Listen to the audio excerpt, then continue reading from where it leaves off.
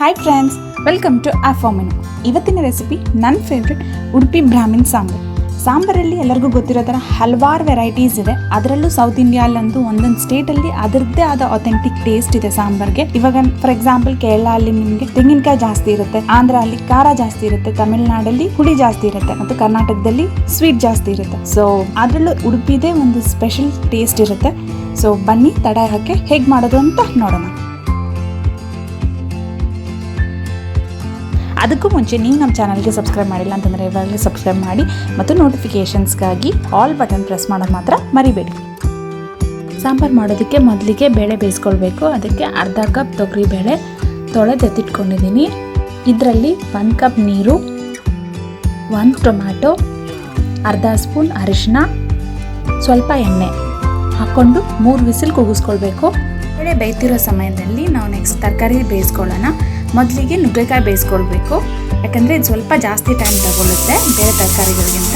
ಇದು ಸ್ವಲ್ಪ ಬೆಂದಾದ್ಮೇಲೆ ಇದರಲ್ಲಿ 1 ಕಪ್ ಕುಂಬಳಕಾಯಿ, 1 ಕಪ್ ಮಂಗಳೂರು ಸೌತೆಕಾಯಿ, 1 ಕಪ್ ಬದನೆಕಾಯಿ, ಅರ್ಧ ಕಪ್ ಆಲೂಗಡ್ಡೆ, ಅರ್ಧ ಕಪ್ ಕ್ಯಾರೆಟ್ ಹಾಕೊತಾ ಇದ್ದೀನಿ. ನೀವು ನಿಮ್ಗೆ ಇಷ್ಟ ಆಗಿರೋವೆಲ್ಲ ವೆಜಿಟೇಬಲ್ಸ್ನೂ ಹಾಕ್ಕೊಳ್ಬೋದು, ಆದರೆ ಕುಂಬಳಕಾಯಿ ಸೌತೆಕಾಯಿ ಮಾತ್ರ ಮಿಸ್ ಮಾಡ್ಕೊಳ್ಬೇಡಿ.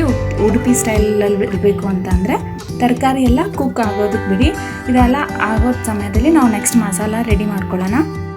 ಮಸಾಲ ಮಾಡ್ಕೊಳ್ಳೋದಕ್ಕೆ ಒಂದು ಪ್ಯಾನಲ್ಲಿ ಸ್ವಲ್ಪ ಎಣ್ಣೆ, 3 ಸ್ಪೂನ್ ಧನಿಯಾ, 1 ಸ್ಪೂನ್ ಜೀರಿಗೆ, 2 ಸ್ಪೂನ್ ಉದ್ದಿನಬೇಳೆ, 1 ಸ್ಪೂನ್ ಕಡಲೆಬೇಳೆ, ಒಂದು ಅರ್ಧ ಸ್ಪೂನ್ ಮೆಂತ್ಯಕಾಳು, ಒಂದು 5ರಿಂದ 6 ಒಣ ಮೆಣಸಿನ್ಕಾಯಿ. ಉಡುಪಿ ಸಾಂಬಾರಿಗೆ ಇದೇ ಸೇಮ್ ಪ್ರಪೋರ್ಷನ್ನ ಮೇಂಟೈನ್ ಮಾಡ್ಕೊಳ್ಳಿ.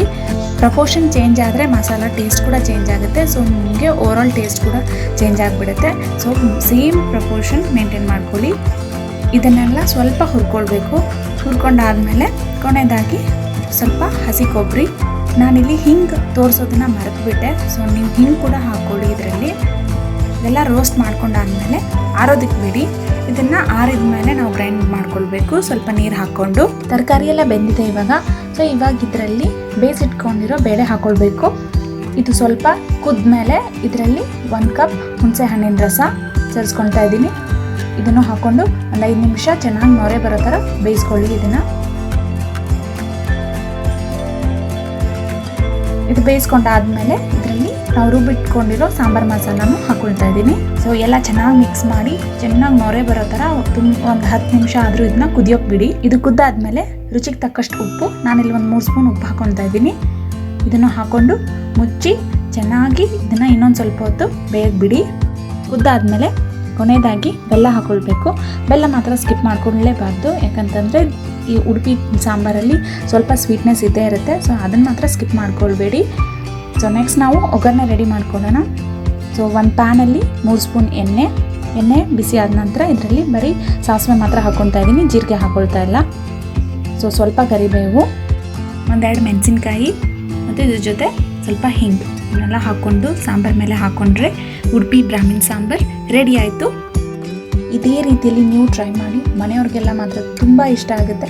ಮಾಡಿದರೆ ಮಾತ್ರ ಮನೆಯಲ್ಲಿ ಘಮ್ ಅಂತ ಒಂದು ದೇವಸ್ಥಾನದ ಸಾಂಬಾರು ಸ್ಮೆಲ್ ಬರುತ್ತೆ. ಸೊ ಎಲ್ಲರಿಗೂ ತುಂಬ ಖಂಡಿತವಾಗ್ಲೂ ಇಷ್ಟ ಆಗುತ್ತೆ. ಸೊ ಮತ್ತೆ ನೆಕ್ಸ್ಟ್ ವೀಡಿಯೋ ಅಲ್ಲಿ ಮೀಟ್ ಮಾಡೋಣ. Thank you.